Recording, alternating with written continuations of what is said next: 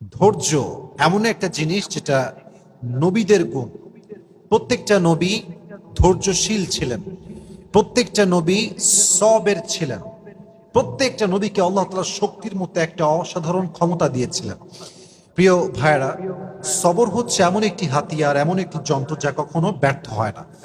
সবর এমন একটি যন্ত্র যা কখনো বৃথা যায় না, এবং সবরকে আল্লাহ তাআলা এমন একটি তীর বানিয়েছেন যা কখনো লক্ষ্যভ্রষ্ট হয় না, এবং সবরকে আল্লাহ তাআলা এমন একটি দুর্গ বানিয়েছেন যা কখনো ধ্বংস হয় না।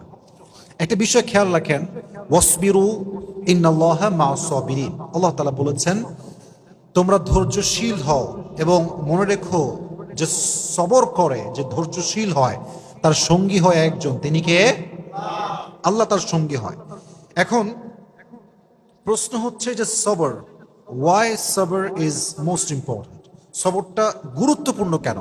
আমার চোখে চোখ রাখেন, আমি একটু বোঝাবার ট্রাই করি যে সবরটা গুরুত্বপূর্ণ কেন। আচ্ছা, একটু ফিল করেন যে আমাদের জীবনে একটা বিপদ আসছে। হয় আমার বাবা মারা গিয়েছে, আমার জব আমি লস করে ফেলেছি, জব হারাই গেছে, অথবা আমার কোনো ইনজুরি হয়েছে, কোথাও আঘাত লেগেছে। আচ্ছা বলেন তো, এই সমস্ত প্রত্যেকটা ড্যাঞ্জারে আমার দিকে তাকান, ধৈর্য ছাড়া কোনো গতি কি আছে? কোনো গতি নাই।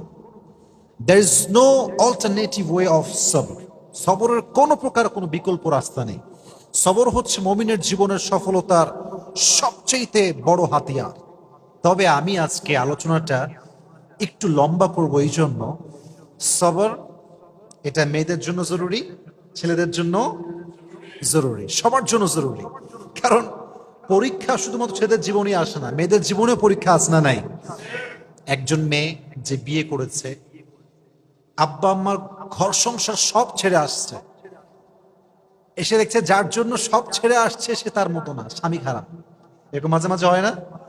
তো এই যে মেয়েটার শ্বশুর বাড়ি খারাপ, শাশুড়ি খারাপ, স্বামী খারাপ, তার জীবনেও সবরের দরকার আছে না নাই? আরেকজন মেয়েকে না আপনি ভাবেন, যে মেয়েটা বিয়ে করেছে, জাস্ট মনে করেন 1 মাস হয়েছে, 1 মাস পরেই তার স্বামী মারা গিয়েছে, বিধবা হয়ে গিয়েছে। এই মেয়েটার জীবনও সবরের দরকার আছে না নাই? তার মানে লাইফের একটু গভীরভাবে ভাবলে বুঝবেন যে লাইফের প্রত্যেকটা স্টেপে স্টেপে ধৈর্যের বিকল্প কোন রাস্তা হতে পারে। You must have to be patient in every kind of situation. You must have to be patient. যতটা কষ্ট আসুক না কেন, ধৈর্য আমরা হারাবো না। রাজি আছেন তো ইনশাআল্লাহ? আচ্ছা, আমি কোরআন থেকে কিছু এক্সাম্পল দিব ধৈর্য কাকে বলে, নবীদের ধৈর্য কেমন ছিল, এবং আমি হাদিস থেকেও কিছু এক্সাম্পল দিব যে কিভাবে আমরা ধৈর্যশীল হতে পারি। এবং মহিয়সী নারী যারা ছিল, যেমন আম্মাজান আয়েশা রাদিয়াল্লাহু তাআলা আনহা, এবং নবীজির ফার্স্ট ওয়াইফ যিনি ডিভোর্সি ছিলেন, তিনি হচ্ছেন খাদিজাতুল কুবরা রাদিয়াল্লাহু তাআলা আনহা, যাকে নবীজি বিয়ে করেছিলেন কত বছর বয়সে বলতে পারবেন? 40 বছর। কত বছর? তার জীবন থেকে আমরা সবরের শিক্ষা কেমন করে নিতে পারি? আয়েশা রাদিয়াল্লাহু তাআলা আনহার জীবন থেকে আমরা সবরের শিক্ষা কেমন করে নিতে পারি? আমরা এখান থেকেও শিক্ষা গ্রহণ করার ট্রাই করবো, সকলে বলেন ইনশাআল্লাহ। আচ্ছা, ফর এন এক্সাম্পল, মনে করেন কেউ আপনাকে অপবাদ দিয়েছে, আপনি কাজটা করেন নাই, আপনি এই ক্রাইমটা করেন নাই, তাও মানুষ আপনাকে ব্লেম করছে। আপনার কোনো হারাম অ্যাফেয়ার নাই, মানুষ আপনাকে ব্লেম করছে যে আপনার একটা হারাম অ্যাফেয়ার আছে। এটাকে আমরা বাংলাতে বলি অপবাদ। আমরা বলি কি? অপবাদ বা তোহমত। আমি যেটা করি না সেটা মানুষ আমাকে মনে করে এবং আমাকে ব্লেম করে, এটা নাম হচ্ছে অপবাদ। আমি জাস্ট ছোট্ট একটা হাদিস বলবো। আগে প্রশ্ন করি, নবীজির একজন কুমারী স্ত্রী ছিলেন, যেই একমাত্র স্ত্রী, কখনো বিয়ে করেন নাই, তার ডিভোর্স হয়নি, তার স্বামী মারা যায়নি। তার নামটা কি প্রিয় ভাইয়েরা? আয়েশা রাদিয়াল্লাহু তাআলা আনহা। ছোট্ট একটা হাদিস শেয়ার করছে। নবীজির মোট স্ত্রী ছিল কয়জন বলেন তো? 11 জন। জোরে বলেন কয়জন? 11 জন। 11 জন স্ত্রীকে নবীজি ঘুরতে নিয়ে যেতেন। তবে এটা একটা সিস্টেম ছিল, লটারি সিস্টেম। নবীজি একটা বাক্সে সবার নাম লিখে রাখতেন, যার নামটা উঠতো তাকে নবীজি ঘুরতে নিয়ে যেতেন। সুবহানাল্লাহ পড়ে।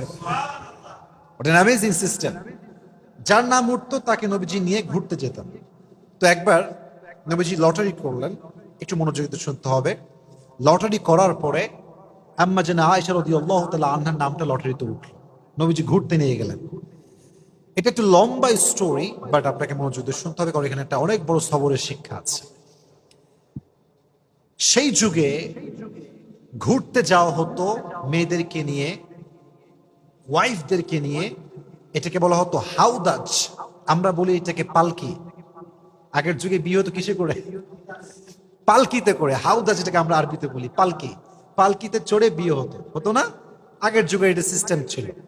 তো তখনকার যুগে এভাবে পালকিতে চড়ে ঘুরতে নিয়ে যাওয়া হতো। তো আম্মা জান আয়েশা রাদিয়াল্লাহু তাআলা আনহাকে পালকিতে চড়ে নিয়ে যাওয়া হচ্ছে ঘোরার জন্য। তো যখন কাম ব্যাক করবে বাসার দিকে, এক্স্যাক্টলি ওই সময় এসে আম্মা জান আয়েশা রাদিয়াল্লাহু তাআলা আনহার প্রকৃতির চাপে তিনি প্রকৃতির ডাকে সাড়া দেওয়ার জন্য বের হন, মানে পালকি থেকে নামেন। যেটা হয় সেটা হচ্ছে পালকি থেকে নামার পরে উনি একটু দূরে যান প্রকৃতির ডাকে সাড়া দেওয়ার জন্য। এখন মজার বিষয় হচ্ছে আম্মা জান আয়েশা রাদিয়াল্লাহু তাআলা আনহা ছিলেন, she was slim, she was not fat. উনি খুব চিকন ছিলেন, মোটা ছিলেন না, চিকন ছিলেন। চিকন মানুষ কোথাও উঠলেও বোঝা যায় না, নামলেও বোঝা যায় না, কারণ সে স্লিম বডি বিলং করে। মোটারা কোথাও উঠলে দেখবেন মাঝে মাঝে মোটারা রিক্সায় উঠলে রিক্সার জায়গায় থাকে না বসা। তো এটা হচ্ছে বডির ডিফারেন্স। তো কি হলো, উনি যখন প্রকৃতিটাকে সাড়া দেওয়ার জন্য গেছেন, যেই সাহাবি পালকিটা টানছিল, পালকিটা নিয়ে যাচ্ছিল, ওই সাহাবি বোঝে নাই যে আসলেই আম্মা জান আয়েশা উঠেছেন নাকি উঠেন নাই। যেহেতু উনি স্লিম ছিলেন, উঠলেও যা, না উঠলেও উনি নিয়ে চলে আসছে। আম্মা জান আয়েশা রাদিয়াল্লাহু তাআলা আনহা যখন প্রকৃতির ডাকে সাড়া দিয়ে ফিরে আসেন, দেখছেন পালকি নাই। পালকি কোথায়? পালকি আর নাই, পালকি চলে গিয়েছে, কারণ সে ভেবেছে এখানে আয়েশা রাদিয়াল্লাহু তাআলা আনহা আছেন। তো উনি যখন ফিরে আসলেন, দেখলেন পালকি নেই। তখন উনি খুব সবরের সাথে অপেক্ষা করলেন। যখন দেখলেন অপেক্ষা করেও আসছে না, তখন তিনি কি করলেন জানেন? সুন্দর করে মরুভূমিতে শুয়ে পড়লেন চাদর মুড়ি দিয়ে। চাদর মুড়ি দিয়ে শুয়ে পড়লেন। অনেক লম্বা স্টোরি, আমি প্রেসাইজলি বলছি, but there is a lesson, very important lesson, অনেক গুরুত্বপূর্ণ একটা শিক্ষা আছে। তো যখন নবীজি দেখলেন যে আয়েশা নেই রাদিয়াল্লাহু তাআলা আনহা, উনি একজন সাহাবীকে লস্ট অ্যান্ড ফাউন্ডের দায়িত্ব দিয়েছিলেন, যে কে হারাচ্ছে, কে সফরে আছে, কে নেই, এটা খোঁজাখুঁজির জন্য। যেমন যদি আপনারা কখনো পিকনিকে যান, দেখবেন যে একজন লোক থাকে যে মাইক নিয়ে ডাকে, অমুকে আসছে কিনা, অমুকে বাসে উঠেছে কিনা। এরকম পিকনিকে হয় কি হয় না? হয়। ডাকে, কোথায় কে আছো, কে মিসিং আছো, বের হয়ে আসো।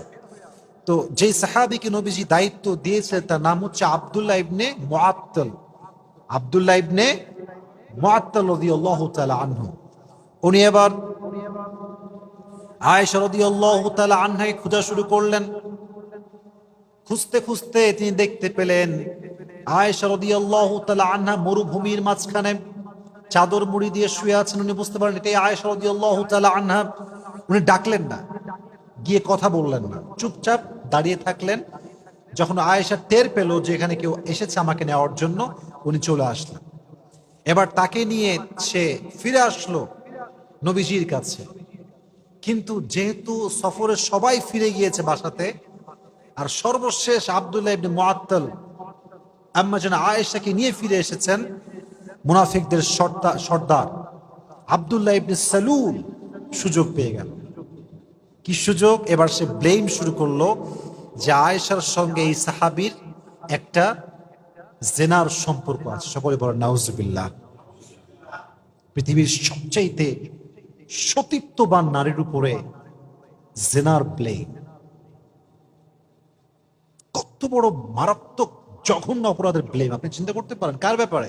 আপনার ব্যাপারে নয়, আমার ব্যাপারে নয়, সবচেয়ে সতীত্ববান নারী আয়েশা রাদিয়াল্লাহু তাআলা আনহার ব্যাপারে ব্লেম করা হলো যে সে এই সাহাবীর সঙ্গে ওই মরুভূমি থেকে আসার সময় খারাপ কাজ করেছে, অন্যায় করেছে, জেনা করেছে। কিন্তু বিষয়টা আয়েশা জানতেন না যে আমার বিষয়ে এই ব্লেমটা করা হয়েছে।